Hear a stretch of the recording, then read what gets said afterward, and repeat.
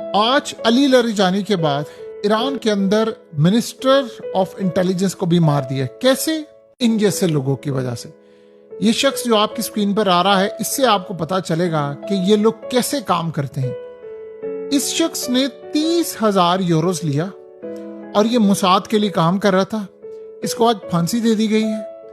और इस शख्स का काम क्या था कि ये तस्वीरें देता था, सेंसिटिव इमेजेस, लोकेशंस, सारी चीजें मुसाद को प्रोवाइड करता था। और उसके अलावा दीगर तमाम चीजें, यानी ये जो इसके पास डेटा मिला, इसके पास 30,000 यूरोस कैश में मिले। सोचे 30,000 यूरोस कैश में मिले। उसके बाद ट्रक था इसके पास, मोटरसाइकिल, और ये तमाम चीजें इंटेलिजेंस गैदरिंग करता था। इसका पूरा एक नेटवर्क काम कर रहा था। सैटेलाइट कम्युनिकेशन डिवाइसेस इसको दी गई। और अब ये रो रहा है कि मुझे माफ कर दें कि मैंने वाकई गद्दारी की, मैंने मुखबरी की थी, मैं हूं कसूरवार, मैंने ये सब काम किया, आप लोग मुझे माफ कर दें। और मैंने इजराइल के लिए बड़े लेवल पर जाकर काम किया है। और इसने बहुत सारे मिशंस इजराइल के सर अंजाम दिए। इसके साथ और भी पूरा नेटवर्क था।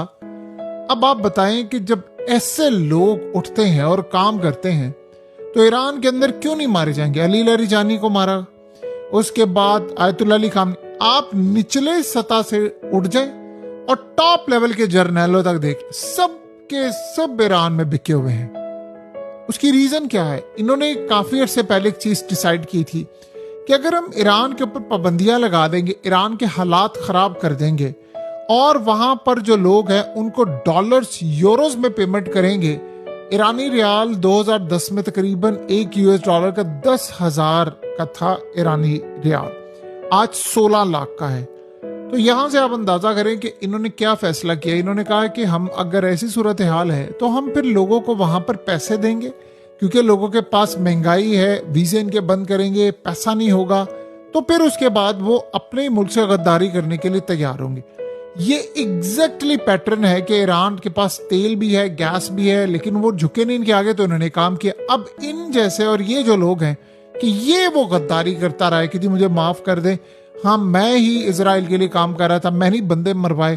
और ये करता क्या था? खाली ये काम नहीं कि इसने लोकेशन दी, इन लोगों ने जा जाकर बताया कि इस लोकेशन पर ये फलाना जर्नैल है, यहाँ पर ये बंदे बैठे हुए हैं, यहाँ आप हमला करें, ये करे, पूरे का पूरा नेटवर्क।